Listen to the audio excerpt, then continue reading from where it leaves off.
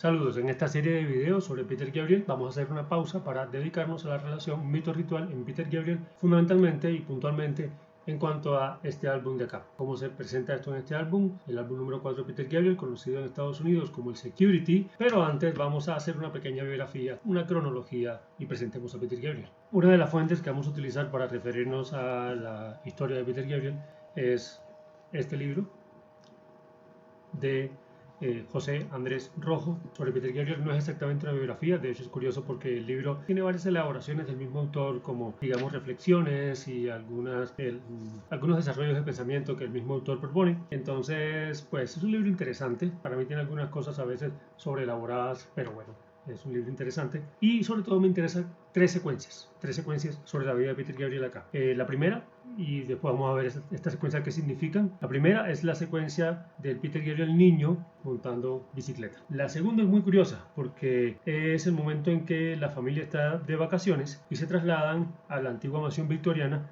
del abuelo de Peter Gabriel. Y Peter Gabriel con su hermana Anne dedica parte de sus horas de juego a subir al desván del inmenso caserón y allí se entretienen con las cosas de un baúl. ¿Qué hay en el baúl? ¿Qué hay en el baúl? ¿Qué hay en el baúl? Imagínense, en el baúl hay viejos vestidos, disfraces de épocas pasadas, chaquetas de casa, sombreros de todo tipo, trajes de etiqueta, etc. ¿Y qué hacen estos niños? ¿Qué hace Peter Gabriel el niño con este baúl? Empieza a crear personajes, empieza a transformarse, empieza a mutarse y empieza a disfrazarse. Se cambian sus atuendos y no sería raro que hubiera un espejo antiguo, viejo, raído, quizás medio opaco en ese desván donde Peter Gabriel se mirara con todas estas vestimentas encima. Entonces es muy curioso que en un desván escondido haya lo que puede ser el origen del Peter Gabriel que después empieza a develar, a mutarse en varias personalidades y empieza a implicar esta ritualidad del disfraz, del cambio, incluso posteriormente de la máscara. Sube que sube, sube y verás, sube al desván de la fantasía. Sube que sube, sube al desván y mil sorpresas tendrás. Sube. Cuando subas al desván podrás soñar todo lo que quieras. Todos tus deseos los podrás lograr solo con reír y con cantar. Todo lo tendrás en el desván. Y qué imagen tan poética esta de Peter Gabriel el niño con su hermana subiendo al desván de la fantasía a descubrir trajes, vestidos, a jugar, a sacar personalidades, develar otros seres, etcétera, etcétera, etcétera. Y bueno, muy en relación a lo que pasó después, como ven en las imágenes, Peter Gabriel en el desván de la fantasía. Todo lo tendrás en el desván.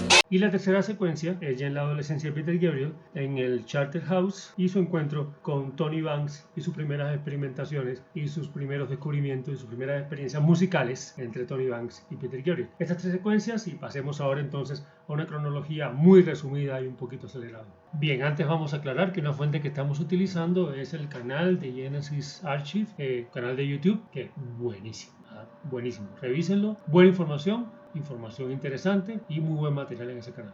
Y dentro de este canal vamos a basarnos en este material, este audiovisual, justamente de la época en que Peter Gabriel sacaba su cuarto álbum Security, y es The South Bank Show, donde está este programa con Peter Gabriel y es el making of del Security PJ4. Y vamos a usar bastantes elementos de ahí, o sea que esperamos que esto sea entendido como lo que es un acto de respeto hacia este programa y hacia esta información, y le damos todo el crédito y que ojalá no haya demandas. Y para hacer este resumen que podemos decir de Peter Gabriel, que nace en Inglaterra, en Surrey, en 1950, está la sospecha de que de niño huía de su maestro de piano para ir al desván de la fantasía, bueno, no sé si el del abuelo, a tocar batería, que era el instrumento que a él realmente le apasionaba. Y que de niño estudió en Cable House, que estaba muy cerca de la casa. Que su madre era aficionada a la música, que incluso llegó a actuar, que tenía tías dedicadas a la música, que incluso iban a Royal Academy, y que su padre era ingeniero electrónico,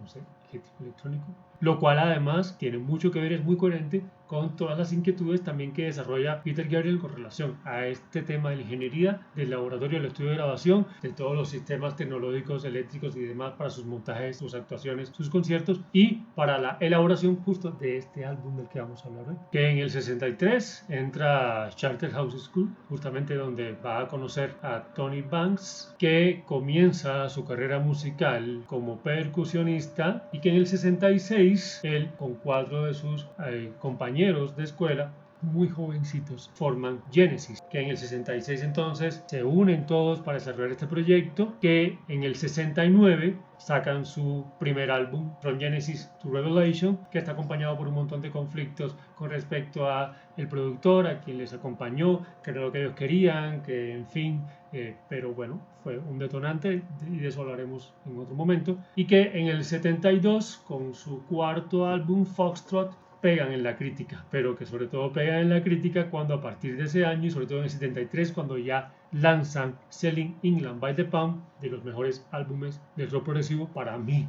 el mejor de Genesis y uno de mis álbumes favoritos, además en el año donde yo nací. Empiezan las giras que les dan un lugar tanto en Gran Bretaña como en América, y empieza entonces el impacto a la prensa por también toda la manifestación de Peter Gabriel en tanto sus disfraces, en tanto sus personajes, en tanto sus rituales, en tanto el componente escénico que le trajo muchos conflictos con sus compañeros, pero que impactó al público y a la prensa y que creó toda una estética y una personalidad alrededor de la banda. Y que todo esto empieza con la aparición de este personaje, esta develación, este otro ser de Peter Gabriel, esta máscara de zorra con vestido de mujer, del cual ya hablamos en este video por acá, por ahí este video que ya hicimos y que acá les comparto, y donde empieza, se inaugura toda esta cuestión de las máscaras, pero que además, miren qué interesante, tengo un libro que de alguna forma me llegó, que es Fox, un libro para niños donde aparece este personaje que es un zorro que toca la flauta y bueno, eso está muy interesante, se los dejo para un próximo video. Y en fin, ahí tenemos entonces este camino de Genesis. Quiero resaltar, por supuesto, así resumidamente, el Trespass, álbum fantástico de Genesis, año 70. Para mí, de hecho, el álbum donde ya aparece el Genesis. Yo amo ese álbum, me parece un álbum tierno, un álbum encantador, un álbum prácticamente místico. Bueno, en el 71, pues Nursery Crime, ya con piezas como The Musical Box, que es muy poderosa. En el 72, el Foxtrot. En medio de todo este trayecto, un álbum en vivo. Y en el 73, entonces, Selling England by the Pound, que pues para mí, como les decía, de los mejores álbumes. Y año siguiente, 74, pues viene entonces el The Lamb Lies Down on Broadway, pero fundamentalmente saber que este es un álbum que se entiende como un álbum conceptual, pero que siendo un álbum conceptual no fue un álbum que esa idea conceptual se armara de manera íntegra, armónica, toda colaboradora entre todos los participantes del grupo, sino que había muchos pasajes que estaban pensados solamente como pasajes musicales, y fue Peter Gabriel el que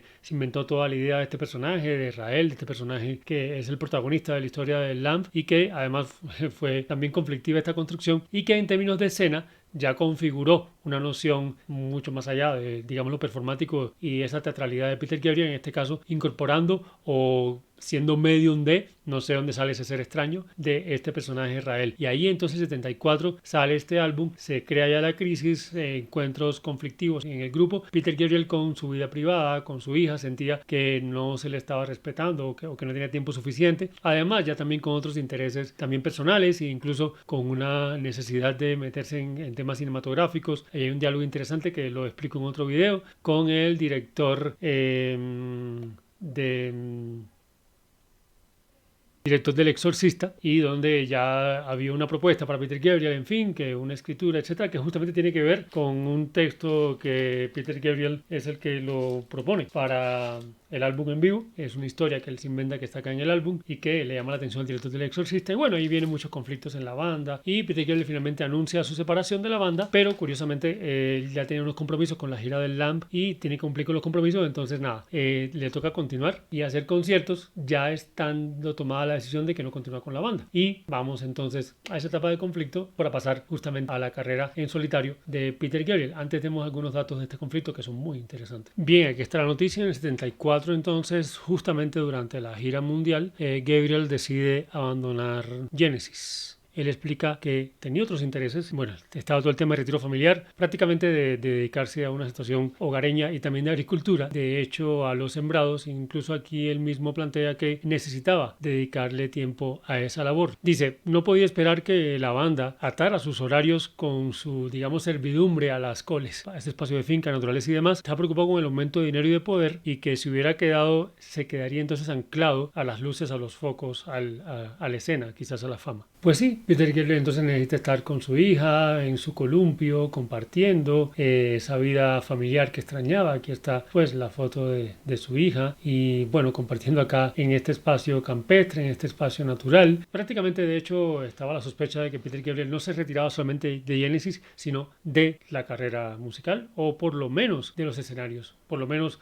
de este asunto de la fama y demás. Bueno, Peter Gabriel anuncia su salida de Genesis en el 74, pero realmente no es sino como hasta el 75 que se distancia completamente de la banda, aunque incluso después tienen un regreso, justamente con un concierto de reencuentro, y Peter Gabriel se va un tiempo y regresa en el 77 con su primer álbum solo, y aquí empieza entonces una serie de álbumes que en la carátula y en primera instancia parece que su rostro no es claro, no aparece, cuestiona su propia identidad. Este Scratch, segundo álbum año 78, el Melt, que es un gran álbum en el año 80, y justamente acá en el Melt entonces este rostro que empieza como a derretirse, aunque en la contraportada del álbum ya aparece su rostro definido, y es un poco esta cuestión de reencontrarse a sí mismo. Y finalmente llegamos a este álbum número 4, que tenía como sobrenombre Security, sobre todo para el mercado fundamentalmente norteamericano, y que es el álbum al que nos vamos a referir. Bien, Peter Gabriel 4, Security, como fue nombrado en Estados Unidos, es el cuarto entonces álbum de él como solista, lanzado el 8 de septiembre del 82. El álbum se caracteriza por mostrar un cambio de estilo respecto a sus trabajos anteriores, y aquí empieza lo que sería la tendencia a la world music. En los álbumes anteriores, el primero, el segundo, incluso un poco hasta el tercero, de hecho todavía hay un vestigio de Rael, hay un vestigio de El Lamp, y hay una cuestión que viene con algunos sonidos que intentan volver al Genesis, pero también con algo que parecería post-punk y con elementos también previos pero muy iniciáticos de los 80s. Ya en este álbum es su entrada a lo que tiene que ver con la world music y con una suerte también de regreso a ritualidades, ancestralidades y sonidos, digámoslo así, no propios de la meca del arte. Bien, Peter se dedica entonces a escuchar música de todo el mundo, mundo aborigen, del todo el universo indio, latina, africana y sobre todo africana y afrocaribeña, y se encuentra con Ecome. Aquí tenemos una foto en la residencia, aquí está el grupo Ecome, y él empieza a grabar cassettes con toda la música preparada, captura los sonidos directamente, no solamente de Ecome, sino de cassettes que él compra y que consigue con música de distintos de estos territorios, de estos lugares. Aquí tenemos entonces la imagen de Peter Gabriel, precisamente junto con el productor de este disco. Están grabando entonces los toques, la música que interpreta Ecome. Y bueno, es este acercamiento, este primer contacto con Ecome, donde va capturando los sonidos, un poco reaprender también desde estas culturas. Un señor británico, como pasó también, por ejemplo, con todo el tema del cubismo y Picasso, que hubo un momento en que, bueno, la meca se aburre de sí misma y regresa a aquellas culturas que habían sido justamente subyugadas justamente por los países que habitan estos artistas, España, Gran Bretaña, etcétera. Entonces, bueno, un señor británico que vuelve y regresa a lo que serían esas culturas y a reaprender prácticamente de ellas, ¿no? Y como les decía, sí, precisamente, Peter Gabriel entonces tiene una caja, una maleta, una caja del desván, en fin, una cantidad de cassettes que él precisamente utiliza y que va archivando. Es como una especie de coleccionismo donde él va grabando todo lo que se encuentra de esta música y lo lleva al estudio. Entonces, bueno, hace un proceso que también tiene que ver con el legado del padre, ingeniería electrónica. Entonces él pasa estos cassettes a otro medio en el estudio y los empieza a utilizar, los empieza a trabajar, a intervenir. Justamente muchas de las piezas vienen precisamente de estas grabaciones en cassettes. Y veamos ahora precisamente qué encuentra Peter Gabriel en uno de estos cassettes. Escuchen esto. ¿Qué encuentra?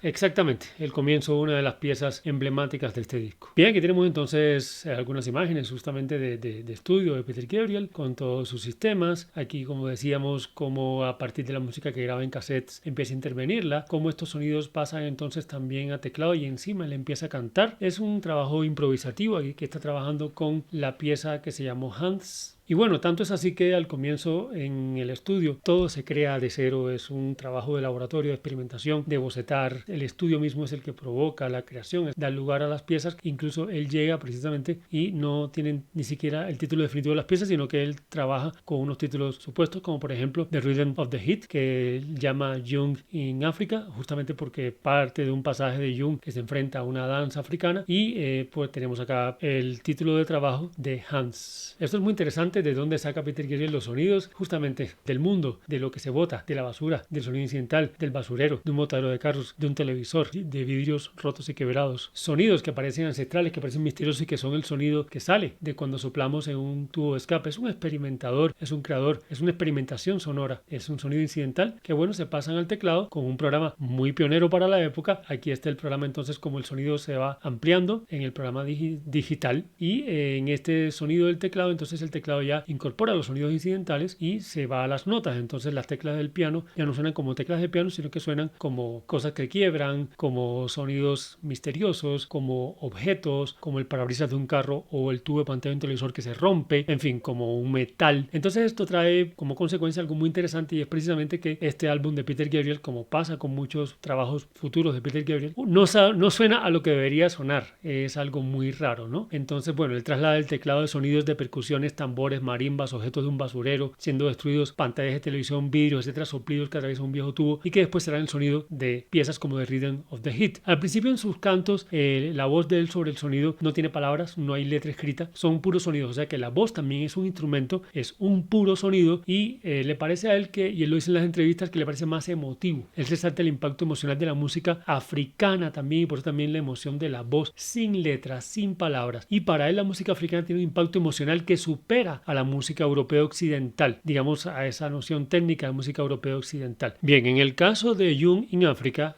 parte de una escena de un libro, como les decía, donde Jung se une a un grupo de percusionistas y bailarines, pero lo domina tanto esa energía del tambor, esa cuestión casi de trance espiritual, que Jung se asusta, bueno, en toda su tradición europea, y esa racionalidad europea cae en pánico y se aleja y le pide a los músicos y bailarines que por favor no sigan. Sin embargo, en el caso de Peter Gabriel, la interpretación que Peter Gabriel hace de este pasaje es con una canción donde el cuerpo, por el contrario, se entrega, se quiebra el reloj, se rompe el tiempo, se entrega y se sacrifica el cuerpo y se deja llevar por la música, por ese calor, por esa fuerza, por ese trance de la música. O sea que evidentemente Peter Gabriel se pone en el lugar de Jung y se deja llevar. O sea que si Peter Gabriel fuera Jung, la experiencia hubiera sido diferente. Pero la percusión directa no puede resolverse solamente con una máquina, de manera que sobre esa base entonces llega Marotta y es el percusionista que trabaja con esta percusión fuerte, marcada, este gran tambor. Bueno, y ya sobre la base van llegando los músicos, llega Marotta con su percusión, llega Tony Levin y en el caso de Tony Levin pues es muy importante que ya utiliza su bajo característico que es el stick, el palo, y que se puntea. Es un instrumento que ha usado Tony Levin durante mucho tiempo, que no suena específicamente un bajo, y también hay un tema sonido de esa experimentación sonora y en este caso el sonido es envolvente. Entonces este stick de Tony Levin también le da un matiz distinto al álbum y a todo el material sonoro. Hay muchos de estos sonidos curiosos, enigmáticos de este disco y que son justamente la identidad del disco. Esos sonidos difíciles de definir son sonidos sacados, por ejemplo, de un basurero, de un botadero, de un chatarrero, carros rotos, carros viejos, en fin, se graban, se trasladan al piano y vamos a ver entonces cómo se logran estos sonidos. Y aquí tenemos entonces un enfrentamiento épico, una pelea, una lucha, Peter Gabriel versus parabrisas de carro antiguo.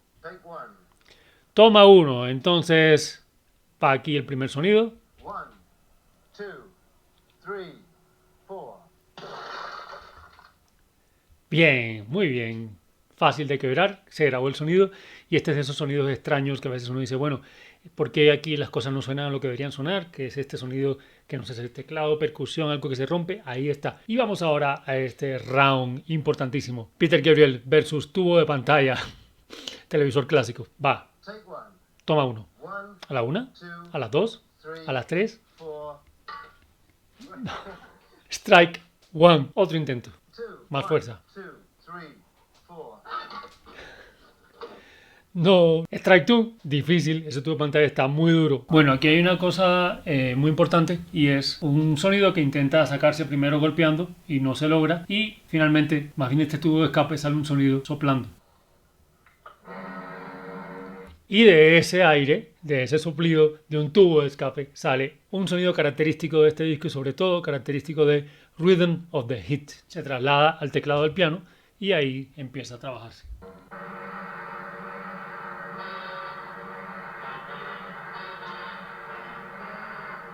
Esto es muy importante y muy interesante en la manera de configurar y de crear y es un concepto que para el arte es muy valioso y es el concepto de lo sonoro, lo que se llama a veces plástica sonora, sonido concreto, etcétera. Muy creativo, muy experimental y es un concepto donde no es tanto lo musical sino lo sonoro. El objeto, el espacio, lo que se encuentra a la mano y cómo entonces el sonido, aparte de ser musical, también remite a una textura, a una sonoridad a veces indefinible y que resulta ser tan objetual como ancestral. Vamos a seguir en la pelea entonces contra el tubo de pantalla.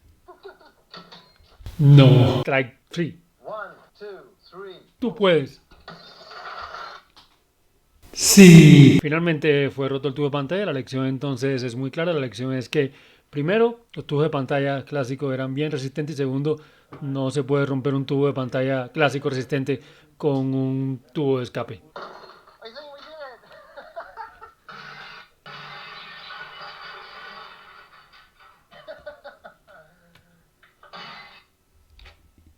it. Es como un niño juguetón.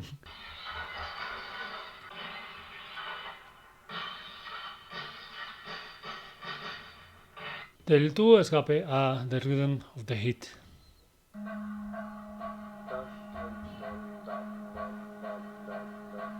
Bien, la grabación del álbum se entiende tan a manera de laboratorio y de experimentación y de creación en el mismo momento que Peter Gabriel da muchas posibilidades al punto que le cuesta mucho tomar decisiones y termina con mucho material como para 18 canciones de 10 minutos cada una, 7 horas, en fin. Y luego él ya solo organiza todo el material y canta sobre la base del material organizado. Esto es muy interesante porque primero el estudio es un laboratorio de creación colectivo donde los músicos también son co-creadores, se experimentan, no hay todavía estructuras fijas, no hay todavía letras y hay mucho material, los músicos se dejan llevar. Puede ser esto algo ritual también, podría ser un trance, podría ser, es intuición, es instinto, es material de creación. Vean toda la materialidad que se implica acá: carros, basura, objetos, tambores, sonidos capturados de rituales, incluso de danzas, rituales de danzas de territorios africanos, de territorios indígenas, y con todo esto queda Peter Gabriel con una gran cantidad de material que ya después él empieza a organizar. De manera que entonces aquí es importante decir lo siguiente: la creación parte de la experimentación y la creación casi que se produce por sí sola en el encuentro de miradas y en el encuentro de imaginaciones, y después él lo organiza e incluso canta sobre la base. De manera que entonces lo que tenemos es que ya después, pues con ayuda del productor, con instrumentos que él va incorporando, con ayuda del tecladista, Peter Gabriel canta sobre la base solo en el estudio. Vamos a hablar entonces de algunas de las piezas fundamentales de este álbum. San Jacinto, qué gran pieza, hermosa pieza. San Jacinto trata de retratar el choque de culturas alrededor de el artificial mundo blanco, de este mundo lleno de piscinas, campos de golf. Todo esto se evidencia alrededor de la montaña de San Jacinto en la reserva india y el contraste que de esto resulta. Esa frontera de montañas alrededor del desierto del paisaje de los cañones indios es entonces una frontera límite, un abismo que al mismo tiempo es la línea que se habita como línea de resistencia. I hold the line, dice la canción. La montaña, para ellos, para los indios, es un lugar sagrado, es donde ellos tienen lo natural. Esto lo dice el mismo Peter Gabriel, y para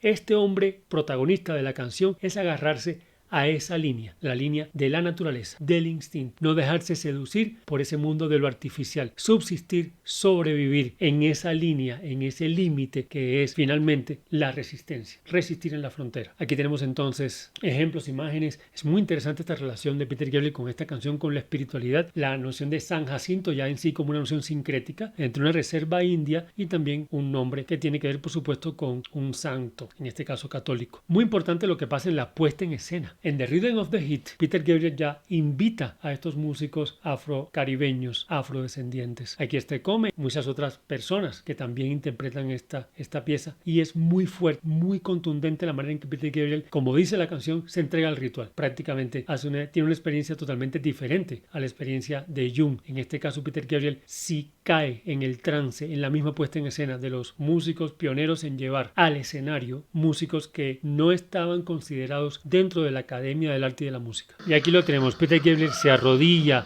se deja llevar, cae en un trance, o suponemos que cae en el trance, performance, realidad, actuación, representación, no sabemos, pero se siente el ritmo, la música, arrodillado frente a los músicos que antes su misma tierra británica había subyugado, había explotado, había esclavizado. Se reúnen estas culturas, se reencuentra con esta cultura, vuelve a aprender de ellas, las reconoce, y eso pasa mucho en el arte, en muchos momentos del arte, como cuando Picasso vuelve a las máscaras africanas. Esta acción incluso de arrodillarse frente al otro, de entregarse frente al otro, muy semejante también a cuando Joseph Beuys, artista de performance, de arte conceptual, se arrodilla frente al público y le lava los pies, y empieza este movimiento, y nada que ver con la reacción en el pasaje supuesto de Jung, donde Jung no quiere caer en ese trance, no quiere entregarse, no quiere dejarse llevar, quiere sostenerse la racionalidad de su cultura europeizada. Peter Gabriel no, pero ahora además se vuelve hacia los músicos y se entrega a ellos, se entrega completamente y les rinde homenaje a ellos. ¿Qué estará pasando aquí en el corazón, en el cuerpo de Peter Gabriel? Y este video sobre este álbum número 4 llamado Security de Peter Gabriel. Habrán otros videos más adelante, esto es una parte de una serie, y en otros videos tocaremos temas tales como la portada, que es además un elemento muy importante en este álbum, muy interesante, la experimentación plástico-visual, el tema de la fotografía, ya vamos a contarles esa historia, y las letras del álbum que ratifican lo místico, lo ritual en este álbum, pero además también un carácter de lo ritual y lo performático en algunas puestas en escena que fueron parte de la gira de este álbum, como por ejemplo ese momento en que Peter Gabriel se deja caer en el público,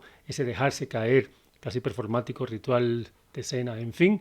Y muchas gracias por ver este video, atentos y atentas a los videos que siguen en esta serie.